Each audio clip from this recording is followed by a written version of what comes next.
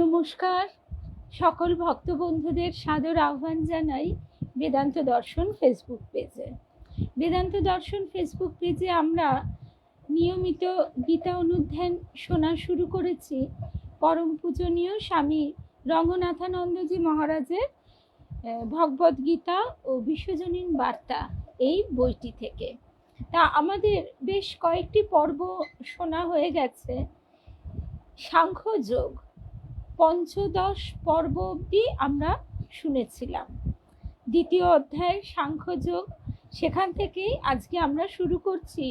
বেশ দীর্ঘদিন আমাদের অবকাশে কেটেছে, তাই আবার নতুন করে যখন শুরু করছি তখন আমরা একটু পুরনো কথাগুলি স্মরণ করে নেব। অর্থাৎ আমরা যেখানে শেষ করেছিলাম সেখান থেকেই আজকে শুরু করব। শুভ সকাল লক্ষ্মী, রীতা দত্ত, রীতাদি শুভ সকাল। আর বিলাসপুরের দিদি জয় রামকৃষ্ণ। আমাদের এই যে মাঝখানে বেশ কিছুদিন দেখা হয়নি, তার জন্য যেন মনে হচ্ছে না যে ভালোবাসার সূত্রটা দৃঢ় থেকে দৃঢ়তর হয়েছে। আমরা যে সকলকে মিস করেছি, পরস্পরকে মিস করেছি, সেটা আমরা সবাই বুঝতে পেরেছি। আর ঠাকুর মায়ের কৃপা, তাদের হাতে যেন আমরা যন্ত্র হতে পারি, এই প্রার্থনা নিয়ে এই যে বেশ কিছুদিন থেকেছি, তার জন্য নতুন উদ্যমে, নতুন প্রেরণায় আবার শুরু হচ্ছে আমাদের পাঠচক্র। দীর্ঘ 5.5 বছর পর এতটা বড় অবকাশ পাওয়া হলো, কারণ না আমাদের এখন বাইরে দূরে কোথাও ঘুরতে বেড়াতে যাবার খুব একটা ইচ্ছা আকাঙ্ক্ষা থাকে না। আচ্ছা, একটু শ্যামসুন্দরকে দর্শন করো। এখান থেকে তো উল্টো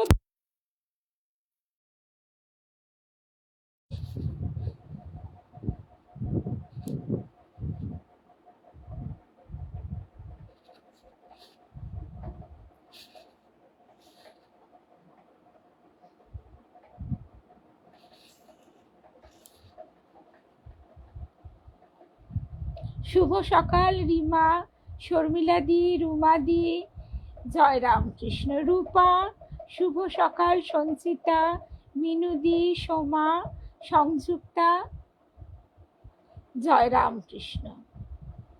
লক্ষ্মীরকে তো আগেই বলেছি, বিলাসপুরের দিদি শুভ সকাল। আর আমরা তাহলে আজকে যে প্রসঙ্গ দিয়ে শুরু করছি, সেই প্রসঙ্গটি দিয়ে আমরা শেষ করেছিলাম। যেহেতু এতটা অবকাশ গেছে, তাই আবারও আমরা স্মরণ করছি। গীতায় এই শ্লোকটি বিখ্যাত, আমরা সবাই জানি, কিন্তু ওই জানা এক জিনিস আর আত্মস্থ করা আরেক জিনিস। আমরা ছোটবেলা থেকে অনেক কথা শুনি। স্বামী ভূতেশানন্দজি মহারাজ ভারী সুন্দর করে বলছেন, আমরা তো অনেকেই শুনি ব্রহ্ম সত্য জগৎ মিথ্যা, তাতে কি হলো? যতদিন না আমরা আত্মস্থ করতে পারছি, ততক্ষণ তা আমাদের ক্ষেত্রে কার্যকর হচ্ছে না। সেই জন্য ধ্যান ইত্যাদির মাধ্যমে আমাদের প্রতিনিয়ত চেষ্টা করা উচিত। আর তারপরে সবচেয়ে আনন্দের কথা যেটা, যে ঠাকুর মা আমাদের বারবার বলছেন, তুই 1 পা এগিয়ে আয়, আমি 10 পা এগিয়ে যাব। ঠাকুর মায়ের শ্রীচরণে সাষ্টাঙ্গ প্রণাম নিবেদন করে, শ্রী গুরুদেবের চরণে, স্বামী রঙ্গনাথানন্দজি মহারাজজির চরণে সাষ্টাঙ্গ প্রণাম নিবেদন করে আমরা শুরু করছি তাহলে আজকের প্রসঙ্গ। ওই যে কথা বললাম যে আমরা সবাই গীতার এই শ্লোকটির সঙ্গে পরিচিত। বাসাংসি রিজনানি যথা বিহায় নবানি গৃহ্ণাতি নরপরাণি তথা শরীরানি বিহায় জীর্ণান্নানি সংয়াতি নবানি দেহি। মানুষ যেমন জীর্ণ বস্ত্র পরিত্যাগ করে নতুন বস্ত্র পরে, তেমনি জীবাত্মাও জীর্ণ শরীর ত্যাগ করে নতুন শরীর ধারণ করে। আমরা এই যে ঘরটিতে বসে আছি, ঘরের সঙ্গে কি আমরা একাত্ম হয়ে যাচ্ছি? না, সেখানে আমাদের এই বোধটি রয়েছে যে ঘরের ভিতরে আমরা আছি, তেমনি এই দেহের ভিতরে আমি আছি। এবার সেই আমি কে খোঁজা, এই চেষ্টাটা আমাদের চালিয়ে যেতে হবে। আত্মানং বিদ্ধি, নিজেকে জানো। এবারে আমরা তাহলে যদি চিন্তা করা শুরু করি যে আমি তো দেহ নই, আমি তো বলি যে আমার শরীর খারাপ, আমার দেহ আজকে অসুস্থ বোধ করছে, অর্থাৎ আমি যে দেহ নই এটা আমরা জানি, কিন্তু উপলব্ধি হয় না। এই উপলব্ধি হতে পারে তার কৃপায় একমাত্র। তো সুতরাং তার কাছে এই কৃপা আমরা যেন প্রার্থনা করি, তাহলে আমাদের আর মৃত্যু ভয়ও থাকে না, আর ভবিষ্যতে কি হবে সে ভয়ও থাকে না, কিভাবে মারা যাব, মৃত্যুর পর কি হবে সেসব হবে না। মা হাত ধরে এক দেহ থেকে আর এক দেহে নিয়ে যাবেন। তবে আমাদের বারবার মায়ের কাছে প্রার্থনা যে আমাদের যেন গতি হয় আলোর দিকে। আসতো মা সদ্গময়, তমসো মা জ্যোতির্গময়, অর্থাৎ অসৎ থেকে আমরা সতের দিকে, অন্ধকার থেকে আমরা আলোর দিকে এগিয়ে যেতে পারি। মৃত্যুর মা অমৃতঙ্গময়, অর্থাৎ এই যে মৃত্যু কি আমাদের গুরুদেব বলছেন, মৃত্যু মানে এই দেহের মৃত্যু নয়, মৃত্যু হচ্ছে এই ভয়, কামনা, বাসনা ইত্যাদি, ডিপ্রেশন, এইগুলি আমাদের চেপে ধরে, তমগুণ এইগুলি যখন আমাদের আক্রমণ করে তখনই আমাদের মৃত্যু। হতাশা, মৃত্যু। সদা সর্বদা আমরা যেন প্রসন্ন থাকতে পারি। মা বলছেন প্রসন্নতার সমান আর গুণ নেই। পরিধানের বস্ত্র যখনই পুরাতন হয়, লোকে সেই পুরাতন বস্ত্র বিনা বাক্য ব্যয়ে ফেলে দেয়। জীর্ণানি যথা বিহায় নবানি গৃহ্ণাতি নরঃ পরাণি, অন্য নতুন বস্ত্র গ্রহণ করে। সাধারণত নিজের পরিধেয় বস্ত্র নিয়ে লোকে এই রকমই করে থাকে, তথা সেই রকম ঠিক তেমনি ভাবেই দেহি অর্থাৎ দেহধারী ব্যক্তি শরীরানি বিহায় জীর্ণানি, জীর্ণ অর্থাৎ ক্ষয় প্রাপ্ত হলে, জীবনের কাজে অনুপযুক্ত হলে শরীরটিকে ত্যাগ করে, শান্তভাবে ফেলে দেয় এবং অন্যানি সংয়াতি, নতুন দেহ গ্রহণ করে কর্মফল ভোগ করার জন্য, অর্থাৎ অন্য শরীরে প্রবেশ করে। একটা কথা বলি, কথাটা এত ভালো লেগেছে। মাতৃদিবস ছিল, তা জগন মাতা স্বয়ং মা তো আমাদের মন প্রাণ ভরে রেখেছে, আর গর্ভধারিণী মা তো দেহে নেই। তা আমার পিসি, একমাত্র সেই পিসি এখন আছে, 80 বছর বয়স, আর একা থাকে, বিবাহ করেনি। তা পিসির কাছে আমরা গিয়েছিলাম বলেছিল বলে। তা পিসির কাছে যে গেলাম, পিসির একটা কথা আমি একটু শেয়ার করছি, কারণ এই কথাগুলি আমাদের সব সময় বই পড়ে যে শিখতে হয় তা না, আমরা জীবনের পাঠ এইভাবেই লাভ করি। তা আমার পিসি আমাকে যে সাহায্য করে, আমার হেল্পিং হ্যান্ড, সকালবেলা ভোরের পাখি মালতীর জন্য একটা ম্যাক্সি কিনে রেখেছে। তা সেই বিস্কুট ইত্যাদি মালতীকে পাঠিয়েছে। মালতী অভিভূত হয়ে বলছে যে আহা গো, পিসি যদি কাছে থাকতো, আমি রোজ তার রান্না বান্না করে সব দায়িত্ব নিতাম। আমার পিসি বেহালায় থাকে। তো এই কথাটা যখন আমি বললাম, তখন পিসি বলছে যে আহা, এই কথাটি অন্তরে গেঁথে গেল। দেখো, কেউ কারো দায়িত্ব নিতে পারে না, দায়িত্ব একমাত্র তিনিই নেন, আর কারোর না কারোর মাধ্যমে সেইটি আমরা পাই। ঠিক এই কথাটাই আমাদের মায়া মা শারদেশ্বরী আশ্রমে বলেছিলেন। কিরকম, যখন আমরা এই কথাটা তো বারবার শুনেছি যে যখন মা সেই একদিন এসেছেন, 11টা বেজে গেছে, মেয়েরা কিছু খায়নি, আর গৌরী মা সেই তখন সদ্য ফিরলেন ভিক্ষা করে, তারপরে লালজির ভোগ হবে, তারপর সবাই খাবে। তা মা তো খুব মানে অভিযোগের সুরেই বলছেন, মানে এ তো হচ্ছে মধুর অভিযোগ, অভিযোগের সুরে বলছেন, গৌরদাসী এ তুমি কি করেছো, এতক্ষণ মেয়েগুলোকে কিছু খেতে দাওনি? অথচ তারা কিন্তু কোনো অভিমান অভিযোগ নেই তাদের। মা এসেছেন, তারা সবাই মিলে মাকে পাদ্য অর্ঘ্য দিয়ে মাকে স্তব শোনাচ্ছে, তারা কিছুতেই বলতে চাইছে না, কিন্তু মায়ের চোখে কি ফাঁকি দেওয়া যায়? যায় না। তা মা ঠিক বুঝতে পেরেছেন যে তাদের এখনো অবধি কিচ্ছু খাওয়া হয়নি। তখন মা গৌরী মাকে বলছেন যে তুমি এই কি করেছো, যখন এতগুলি মেয়ে হয়েছে, আশ্রম হয়েছে, তখন তুমি তোমার গুরুর কাজ করছো, গুরুর কাছে চেয়ে নাও। গৌরী মা বলছেন, মা গো, তুমি কি আমায় পরীক্ষা নিচ্ছ? তুমি তো জানো আমি তার হাতের যন্ত্র মাত্র, তিনি যেভাবে করাবেন সেভাবে হবে। আর তুমি তো একথাও জানো মা, তার কাছে নিজেকে সম্পূর্ণ নিবেদন করে দিয়েছি, কোনো দিন জ্ঞান, ভক্তি, বিবেক, বৈরাগ্য ছাড়া আর কিচ্ছু চাইনি। তুমি কি আমার পরীক্ষা নিচ্ছ মা? বলে গৌরী মার চোখ দিয়ে টপ টপ করে জল পড়ছে।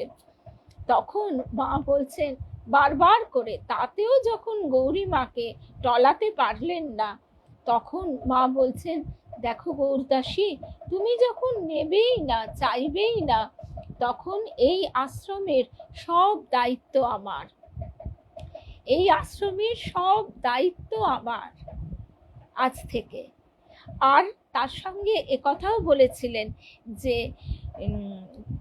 এই শারদেশ্বরী আশ্রমে যে সলতেটি পর্যন্ত উস্কে দেবে তার বাধা বৈকুণ্ঠ। বৈকুণ্ঠর কথার অর্থটি আমাদের একটু বুঝতে হয়। বৈকুণ্ঠ অর্থ যেখানে কোনো কুণ্ঠা নেই, যেখানে স্বয়ং নারায়ণ বাস করেন। আমাদের মনের মধ্যে অনেক মালিন্য আছে, কুণ্ঠা আছে। এই কুণ্ঠা কথার অর্থটি একটু আমরা যদি বিচার করি তাহলে বুঝতে পারি যে আমরা এটা করব কি করব না, আমাদের মন মুখ বহু সময় এক থাকে না, বা আমাদের মনের মধ্যে অনেক সময় অনেক গোপন ইচ্ছা থাকে। সেই সমস্ত কিছু পাশ বন্ধন, সেই সব কিছু তার চরণে আমরা যেন প্রতিদিন নিয়ম করে নিবেদন করে দিই, বলি আমাকে এর থেকে উদ্ধার করো। তো সেই বৈকুণ্ঠ বাধা বলছেন স্বয়ং শ্রী শ্রী মা। কথার গভীরতা, গুরুত্ব কতখানি আমরা বোধহয় ধারণাও করতে পারি না। শারদেশ্বরী আশ্রমের সলতেটি পর্যন্ত যে উস্কে দেবে, তার মায়া মা বলছেন যে দেখো, সেই থেকে আজও অবধি আমাদের কিন্তু কোনো অসুবিধা হয় না, কোনো আড়ম্বর নেই, অথচ কোনো প্রতিবন্ধকতাও আমাদের আসে না। ঠিক কোনো না কোনোভাবে ভক্তরা কি মানে সেই সমস্যায় এলেও তার সুরাহা করে দেন। যখন যা প্রয়োজন ভক্তদের হাত দিয়ে মা পাঠিয়ে দেন। এমনকি করোনার সময়ও কোনো কারো এতটুকু অসুবিধা হয়নি। তো মায়া মা বলছেন যে ভক্তরা তো মায়ের হাতের যন্ত্র, তাদের মাধ্যমে মা এই কাজগুলো আজও করে চলেছেন। কি সুন্দর কথা। সুতরাং এই দেহটা দেবী মা বলতেন তোমার হয়েও তোমার নয়, এটা বুঝতে হবে। দেহটা তার হাতের যন্ত্র, কিন্তু আমাদের আমিত্ব সেটা তো বুঝতেও দেয় না, সেটা হতেও দিতে চায় না। সেই জন্যই তার কাছে নিত্য প্রার্থনা। মৃত্যু ও পুনর্জন্ম সম্বন্ধে বলছেন স্বামী রঙ্গনাথানন্দজি মহারাজ, বেদান্তের চমৎকারী ভাবনা। আমি আমার দেহ ত্যাগ করি, এখনো আমাদের বোধ হয় আমি দেহ ছিলাম, এখন এই দেহের নাশ হয়েছে, এখানে এই মনোভাব রয়েছে। তাই দেহভিত্তিক জ্ঞানই আমরা বুঝি, দেহভিত্তিক জ্ঞান, বিজ্ঞান আমাদের দেহভিত্তিক জ্ঞানই কিন্তু প্রদান করে থাকে। কিন্তু যারা উচ্চ আধ্যাত্মিক বোধ সম্পন্ন তারা বোঝেন যে এই দেহ একখণ্ড পুরাতন বস্ত্রের মতো, যা ফেলে দিয়ে আমরা নতুন বস্ত্র পরে থাকি। ৪ জুলাই ১৯০২ রাত্রি ৯টার একটু পরেই স্বামী বিবেকানন্দ যখন কলকাতার কাছে বেলুড় মঠে দেহত্যাগ করেন, স্বামী রামকৃষ্ণানন্দ শশী মহারাজ সেই রাত্রেই মাদ্রাজে একটি স্বপ্ন দেখেন। আমরা সাইকোলজিতে পড়ে থাকি বটে যে স্বপ্ন আমাদের মনেরই চিন্তার প্রতিফলন, কিন্তু আধ্যাত্মিক স্বপ্ন, দেব স্বপ্ন সত্য, দেব স্বপ্ন সত্য হয়। এবং এই যে স্বপ্ন দর্শন, এটিও এক প্রকার দর্শন। দেবীমার যা কিছু জ্ঞান লাভ, ঠাকুরের সান্নিধ্য লাভ, এমনকি স্বর্গ নরক দর্শন, ঠাকুরকে নিত্য দর্শন, এ সবেরই মাধ্যম ছিল কিন্তু স্বপ্ন। আমরা এতটাই অর্বাচীন ছিলাম এবং ওই যে দেহ ভিত্তিক জ্ঞান, দেহভিত্তিক জ্ঞানের কারণে আমরা ভাবতাম যে এ তো দেবীমা কি সব মন গড়া কথা বলছেন নাকি সব সত্যি, কিন্তু বাস্তবিক সবই সত্য। সেটি হচ্ছে আরেকটি ডাইমেনশনে অবস্থান করা। স্বামী রামকৃষ্ণানন্দ শশী মহারাজ তিনি শুনতে পান বিবেকানন্দ যেন তাকে বলছেন, শশী শশী, আমি থুথু ফেলার মতো আমার দেহটাকে ত্যাগ করেছি।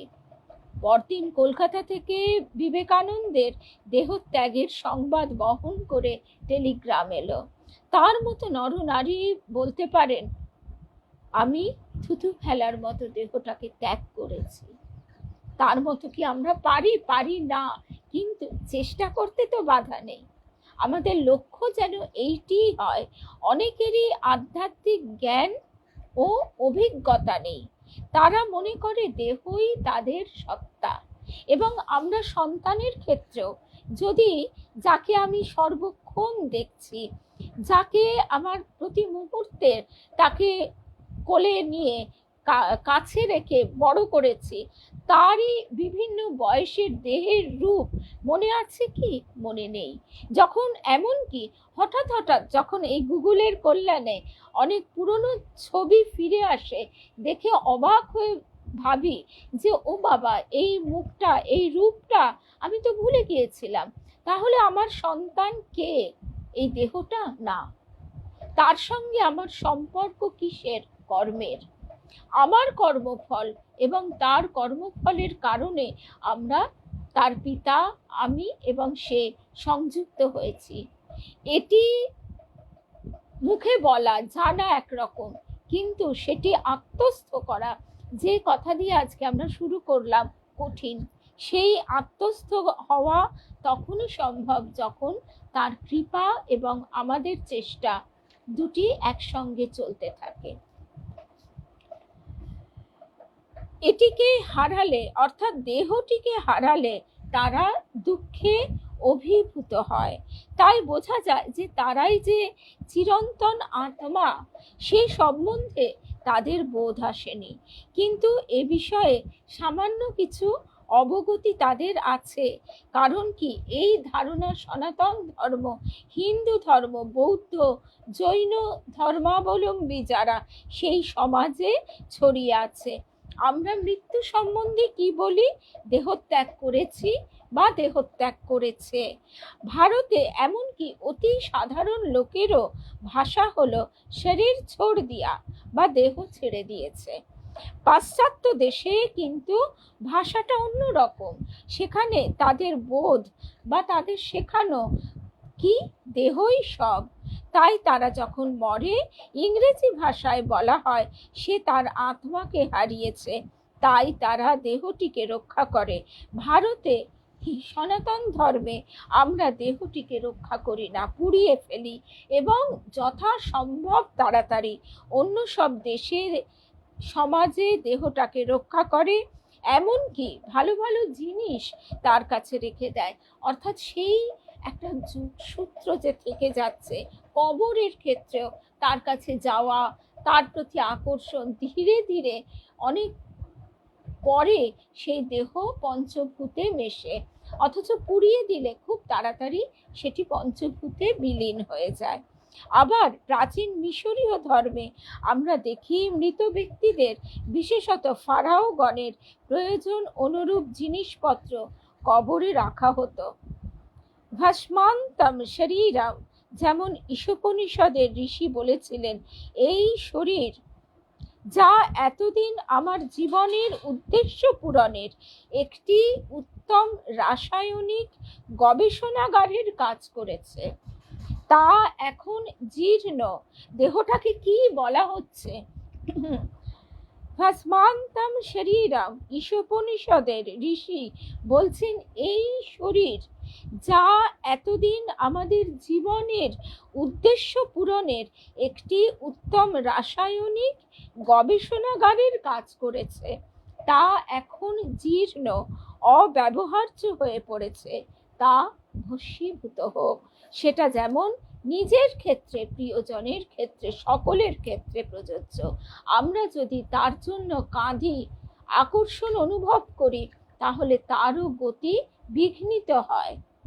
আমরা যদি আমাদের গর্ভধারিণী মাতা, পিতা বা প্রিয়জন যাদের আমরা হারিয়েছি, তাদের কথা আমরা যদি অনবরত চিন্তা করতে থাকি, তাহলেও তাদের গতিপথে বিঘ্ন সৃষ্টি হয়।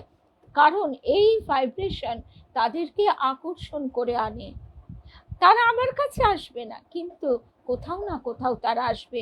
আর আকর্ষণ যদি তীব্র হয়, কর্মফল যদি সেইভাবে চলে, কোনো না কোনো জন্মে আমাদের আবারও মিলন ঘটবে। এই জন্যে আমরা অনেক ক্ষেত্রে অনেক সময় দেখে থাকি কারোর সঙ্গে আমাদের একটা অদ্ভুত সম্পর্ক গড়ে ওঠে। সম্পর্কটা আমরা গঠন করি না, স্বতঃস্ফূর্তভাবে সেটা তৈরি হয়। কারণ হয়তোবা আমাদের পূর্ব জন্মের কোনো একটা যোগসূত্র ছিল, অথবা তার কর্মফলের গতি আমার কর্মফলের গতি, বা ভবিষ্যতের কর্মের ধারা আমাদের এক সূত্রে এগিয়ে নিয়ে যাচ্ছে। ঠাকুর আমাদের সেইভাবেই নিয়ে চলেছেন। এই কারণেই আমরা সবাই ঠাকুর মায়ের ভক্ত হলেই আমাদের সকলের মধ্যে একটা অদ্ভুত আত্মীয়তা বোধ হয়, যে আত্মীয়তা বোধ কিন্তু আমরা রক্তের সম্পর্কে লব্ধ আত্মীয়দের সঙ্গে অনুভব করতে মোটেই পারি না। এই উপাদানগুলি নিজ নিজ মৌলিক অবস্থায় ফিরে যাক, অর্থাৎ ক্ষিতি, অপ, তেজ, মরুত, বোম, এই যে পঞ্চ উপাদান, সেই পঞ্চ উপাদান এই রসায়ন মৌলিক অবস্থায় ফিরে যাক, রাসায়নিক মৌলিক অবস্থায়। এই হলো ঈশোপনিষদের ভাষা। এরপরে যখন পঞ্চদশ অধ্যায়ে আমরা পৌঁছব, তখন এর আরো বিস্তারিত ব্যাখ্যা পাব। কিন্তু এখানে একটুখানি তিনি উল্লেখ করে বলছেন যে শ্রীকৃষ্ণ বলছেন দুরকম লোক আছে, এক বিমূঢ়া, মূর্খ, অদূরদর্শী, ইন্দ্রিয় সর্বস্ব লোক, আর অন্যটি জ্ঞান চক্ষুষা, জ্ঞান চক্ষু বিশিষ্ট। যাদের জ্ঞান চক্ষু রয়েছে তারা অন্যভাবে দেখে। গুরু কি করেন? জ্ঞান চক্ষু উন্মীলিত করে দেন। কিরকম? যখন তুমি দেহস্থিত হয়ে জীবিত অবস্থায় শরীরগত নানা রকম আনন্দ উপভোগ করছো, অথবা যখন শেষ অবস্থায় দেহ ত্যাগ করছো, উভয় ক্ষেত্রেই কর্তারূপে, বিষয়ী কর্তারূপে এমন কিছু থাকে যা এখানকার বিষয়গুলির অভিজ্ঞতা লাভ করেছে, অর্থাৎ স্থূল জগতের, মানুষের ঘোরা বেড়ানো, বিভিন্ন অভিজ্ঞতা সঞ্চয়, বিভিন্ন সম্পর্কের আদান প্রদান, ঘটনাবলীর মধ্যে দিয়ে আমরা এই যে অভিজ্ঞতা লাভ করি, তার ফলে কি হয়, আমাদের ভিতরে আস্তে আস্তে কিন্তু বিবর্তন সৃষ্টি হয়। এই অভিজ্ঞতা হয়তো কারো ক্ষেত্রে খুব ধীর, এই বিবর্তন কারো ক্ষেত্রে খুব ধীর, আবার গুরু কৃপায় তা কিন্তু অনেক দ্রুতও হতে পারে।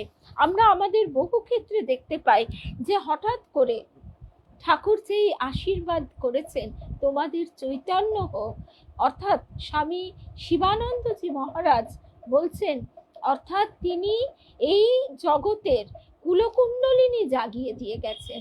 তাই আমাদের মতো সাধনহীন, ভজনহীন, পূজনহীন সাধারণ মানুষের ভিতরেও এক আধ্যাত্মিক তৃষ্ণা জেগেছে, এগিয়ে যাবার ইচ্ছা জেগেছে। আর সেক্ষেত্রেও তার কত বড় আশীষ, ইন্দ্রিয়গুলির শক্তির থেকে জপের শক্তি অনেক বেশি। সুতরাং জপ করো, জপ করো। আবার বলছেন ইন্দ্রিয়গুলি তো তাদের খেলা খেলবেই। মা বলছেন ছেলে ধুলো কাদা মাখলে মায়ের তো দায়িত্ব, কর্তব্য তার ধুলো কাদা ঝেড়ে তুলে নেওয়া। আমরা কালকেই শুনছিলাম যে এই ভক্তি পথে, নারদীয়া ভক্তি কলিযুগে এই ভক্তি পথই সবচেয়ে সহজ। এই ভক্তি বিশ্বাসের মধ্যে দিয়ে আমরা যত অগ্রসর হব, তত জ্ঞানও আমাদের ভিতরে জাগ্রত হবে।